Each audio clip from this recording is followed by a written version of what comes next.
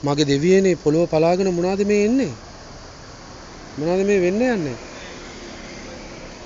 ඔළුව දාලා බලමුකෝ අපි මොනවද මේ එන්නේ කියලා. පට්ටසිරි කාර් එකක් නේද? හිතා ගන්න බෑ නේද? පොළොවක් ඇතුලේ මේ වගේ තාක්ෂණයක්. ලෝකෙ මෙච්චර දියුණු වෙලා කියලා අපිට හිතා ගන්න පුළුවන් මේ ඉතාලියේ බොලොඤ්ඤා නගරේ තදබදේ අඩු කරන්න වාහන පාක් කරන තැනක්. එමන් නැත්තම් රත ගාලක්.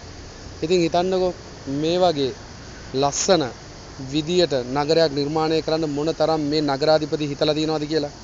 අපේ ලංකාවේ කොච්චර නගරාධිපතිලා ඉන්නවද? මේ වගේ සැලසුම් මේ වගේ දේවල් හිතනවද? ඒ නගරාධිපතිට උදව් කරන්න ආකිටෙක්චර්ස් එහෙම නැත්නම් ගෘහ නිර්මාණ ශිල්පියෝ අපේ ලංකාවේ ඇද්ද?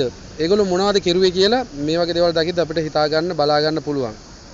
ලෝකේ කොහේ හෝ රටක ඉඳලා මේ වීඩියෝ එක බලන කෙනෙක් ඉන්නවා නම් මට ඉල්ලන්න තියෙන්නේ මෙච්චරයි. ඔයාලා මේ වීඩියෝ එක ලංකාවේ ඇමති කෙනෙක්ට එහෙම නැත්නම් නගරාධිපති කෙනෙක්ද මන්ත්‍රී කෙනෙක්ද Taman දන්න මැති ඇමතිවරයෙක් හරි ජනාධිපතිවරිය අගමැති කෙනෙක්ට හරි අපේ අගමැතිනියට හරි කියලා රටක සැලැස්මක් මේ විදිහට අපිට අපේ රට පොඩි අපිට හදාගන්න පුළුවන් නම් මෙන්න මේ වගේ තදබදයක් තියෙන නගරවල මේ වගේ නගර සැලසුමක් මේ විදිහට මේ වගේ පුංචි දේවල් මේ වගේ ආයෝජනය කරලා අපිට කරගන්න පුළුවන් නම් මම හිතනවා අපිට තවත් රටක් ඇරෙට ඉස්සරහට යන්න පුළුවන්. නගරයක තදබදය අඩු කරලා ට්‍රැෆික් එක අඩු කරලා අපිට ඉස්සරහට යන්න පුළුවන්.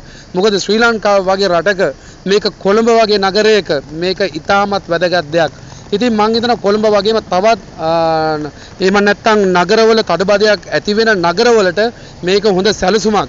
ඉතින් හිතන්න තියෙන්නේ මෙච්චරයි. මේවා විවේචනය කර කර ඉන්නවට වඩා මේවා පෙන්නලා බලන්න. අපේ ලංකාවේ අති දක්ෂ දැවැන්ත මේ ගෘහ නිර්මාණ ශිල්පීන්ද ඉංජිනේරුවද එහෙම නැත්නම් පඬිවරු ඉන්නවා. මේවා බලාගෙන මේවා විවේචනය කරන පඬිවරු ඉන්නවා. ඉතින් මේ පඬිවරුන්ටත් කියන්න තියෙන්නේ මේවා විවේචනය කරන්න නෙමෙයි. මේවා මේ වගේ දේවල් කරන්න සැලසුම් කරන්න අපේ රටේ අපිට නැතත් අපේ රටේ උපදින දරුවන්ට අනාගතේ ඉන්න දරුවන්ට ලස්සනට ජීවත් වෙන්න කියන්න තියෙන එච්චරයි.